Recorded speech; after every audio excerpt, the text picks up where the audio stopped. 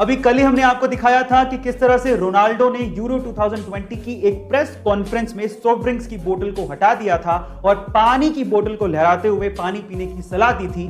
और कुछ ऐसा ही अभी फ्रांस के एक खिलाड़ी ने भी किया है। उस खिलाड़ी का नाम है पोल पोग्बा। गाइस, पोल पोग्बा जब प्रेस कॉन्फ्रेंस के लिए पहुंचे तो उन्होंने अपने सामने रखी एक हेनिकेन बियर की बोतल को हटाया और चुपके से उसे जमीन पे नीचे रख दिया। गाइस, ऐसा करके उन्होंने एक और एग्जांपल सेट किया है कि हमें क्या पीना चाहिए और क्या नहीं।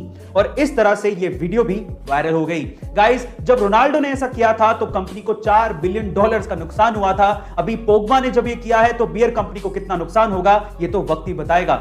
आपको ये सुन के कैसा लगा चैट सेक्शन में जरूर लिखिएगा। गाइस, आपको वो टाइम याद है जब आप किसी रिटेलर या किराने की शॉप पे सामान खरीदते थे और पेमेंट की टाइम पे छुट्टे ना होने की वजह से वो रिटेलर आपको टॉफियां पकड़ा देता था और आपको मजबूरी में वो टॉफियां लेनी भी पड़ती थी। बहुत बड़ी प्रॉब्लम थी यहां, लेकिन जहां पर प्रॉब्लम होती है वहां पर अपॉर्चुनिटी भी होती है और पेटीएम ने इस चीज को भांप लिया था। इसी वजह से पेटीएम ने अपनी टॉफियां लॉन्च कर दी जिसका नाम पेटीएम स्वीट चेंज रखा। अब होता कुछ यूं कि अगर रिटेलर के पास चेंज नहीं होता तो वो कस्टमर को पेटीएम की टॉफियां पकड़ा देता और वही पेटीएम की टॉफियों पर एक यूनिक कोड होता था जिससे कस्टमर अपने पेटीएम अकाउंट में उतना ही पेटीएम कैश उस यूनिक कोड से ऐड कर लेता था। अब इससे कस्टमर को तो फ्री में टॉफियां मिल गई, रिटेलर का भी फायदा हो गया और पेटीएम को नए नए डाउनलोड्स और कस्टमर मिल गए। आपको ये आइडिया कैसा लगा चैट सेक्शन में जरूर लिखिएगा और ऐसे amazing video. Every brain is wired differently.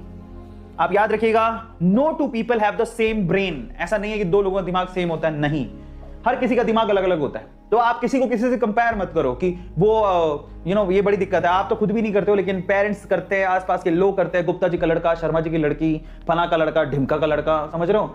तो ऐसे कंपैरिजन सही बात नहीं है, दो ब्रेन्स एक जैसे नहीं होते। तो वो कंपैरिजन से भी आपका माइंड जो है वो डल होने लगता है और ये सिचुएशन समझने की हमें जरूरत भी है। दो दिमाग सेम नहीं होते, उनकी वायरिंग सेम नहीं होती। कंपेयर करना बिल्कुल गलत बात है। जब हम करते हैं तो डेफिनेटली आप जिससे कंपैरिजन कर रहे हो तो वो वीक माइंड वाला अपने आप को और वीकन करता चला जाता है। ये भी एक बहुत बड़ी प्रॉब्लम है। इसका मतलब क्या हुआ? So we don't have to compare two minds. Okay.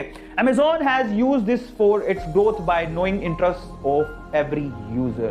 आपकी जानकारी के लिए बता देता हूं, Amazon जो कि दुनिया की वी कैन से बहुत बड़ी ई कॉमर्स कंपनी है, वो इसी फैक्टर को यूज करती है। उसको पता है कि हर एक का जो माइंड है वो अलग अलग तरीके से काम करता है, उसकी वायरिंग अलग अलग है। उसी हिसाब से Amazon जो है आपको आपके इंटरेस्ट की चीजें दिखाता है आपके सामने और इसी तरह से माइंड को रीड करते हुए Amazon जो है वो दुनिया की नंबर 1 ई कॉमर्स कंपनी बनी है। ऐसे ही नहीं है,